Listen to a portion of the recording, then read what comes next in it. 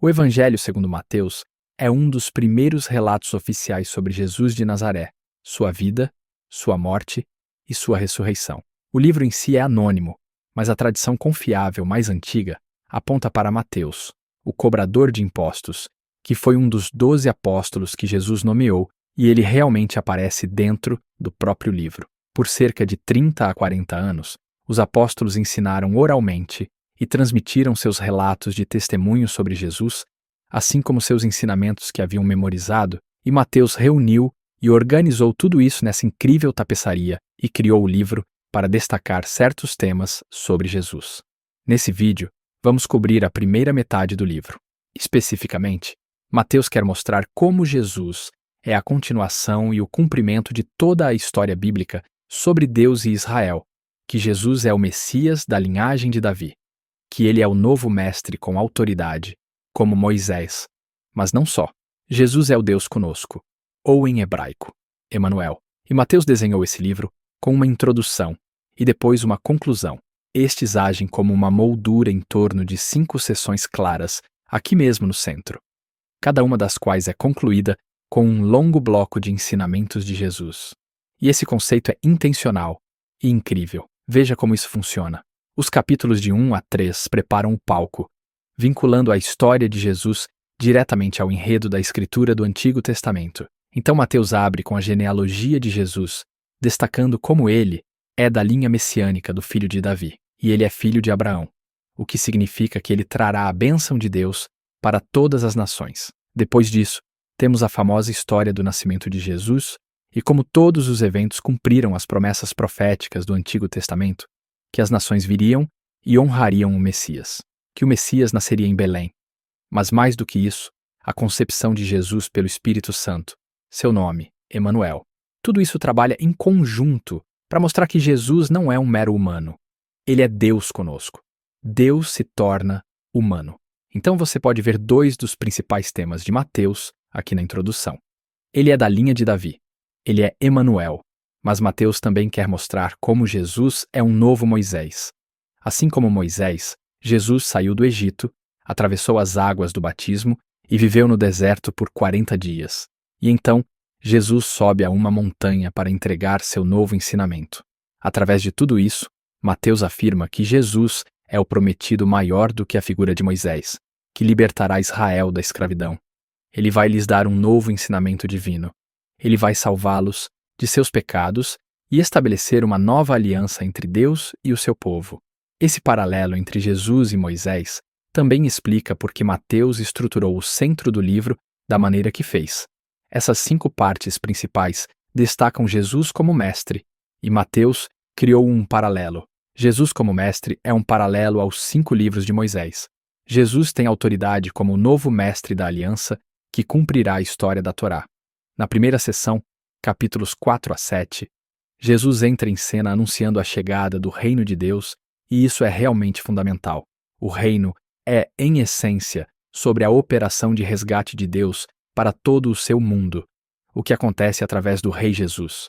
Jesus veio para enfrentar o mal, especialmente o mal espiritual e todo o seu legado de opressão demoníaca, doença e morte.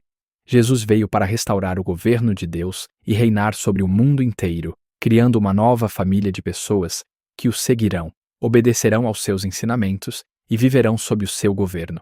Então, depois que Jesus começa a curar pessoas e formar um movimento, uma comunidade, ele leva seus seguidores para uma montanha ou encosta e entrega seu primeiro grande bloco de ensinamentos, tradicionalmente chamado de o Sermão do Monte. E aqui Jesus explora como é segui-lo e viver no reino de Deus, e é um reino invertido no qual não há membros privilegiados. Assim, os pobres, os ninguém, os ricos, os religiosos, todos são convidados e chamados a se converter, a se arrepender e a seguir Jesus, e unir-se à sua família. Jesus diz que ele não está aqui para anular os mandamentos da Torá ou do Antigo Testamento. Em vez disso, ele está aqui para cumprir tudo isso através da sua vida, através dos seus ensinamentos. Ele está aqui para transformar os corações do seu povo, para que eles possam verdadeiramente amar a Deus e amar o próximo, incluindo os seus inimigos. Depois de concluir o seu grande ensinamento sobre o reino, a próxima sessão mostra Jesus trazendo o reino à realidade no dia a dia das pessoas.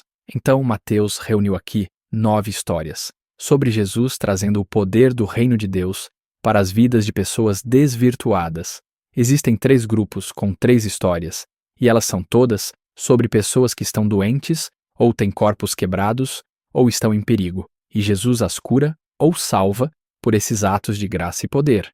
E então, bem no meio dessas tríades, encontramos 2 histórias paralelas sobre o chamado para que as pessoas o seguissem. E aqui Mateus está enfatizando algo, que somente é possível experimentar o poder da graça de Jesus se decidir segui-lo e tornar-se seu discípulo. Depois de Mateus ter mostrado o poder do reino através de Jesus, Jesus estende o seu alcance enviando os 12 discípulos que farão o que ele tem feito, e isso leva ao segundo grande bloco de ensinamentos, o capítulo 10. E aqui Jesus ensina seus discípulos a anunciar o reino e o que esperar quando o fizerem. Muitos entre Israel estão aceitando a Jesus e a sua oferta do reino, mas os líderes de Israel não. Eles perderão muito ao se arrependerem e se tornarem discípulos de Jesus. E então, Jesus sabe que eles o rejeitarão e perseguirão seus seguidores, o que é exatamente o que acontece na próxima sessão, capítulos 11 a 13. Mateus reuniu um grupo de histórias sobre como as pessoas respondem a Jesus e a sua mensagem. E é tudo misturado. Algumas histórias são positivas, as pessoas amam a Jesus e acham que ele é o Messias. Outras são mais neutras, como João Batista, ou até mesmo os membros da própria família de Jesus, e deixam claro que Jesus não é o que esperavam. Então, aos líderes de Israel, que são totalmente negativos, você tem os fariseus e os estudiosos da Bíblia. Todos rejeitam Jesus. Eles acham que ele é um falso mestre, que está levando as pessoas para o caminho errado. Eles pensam que Jesus é uma blasfêmia com essas declarações exaltadas que ele faz sobre si mesmo. Mas Jesus não fica surpreendido ou se abala com essas respostas tão diversas. De fato, ele se concentra nisso no terceiro bloco de ensinamentos, no capítulo 13. Aqui, Mateus reuniu um monte de parábolas de Jesus sobre o reino, como um fazendeiro jogando sementes em 4 tipos de solo, ou sobre um grão de mostarda, uma pérola ou um tesouro enterrado. Essas parábolas são como um comentário sobre as histórias que você acabou de ler nos capítulos 11 e 12. Algumas pessoas estão aceitando Jesus com entusiasmo.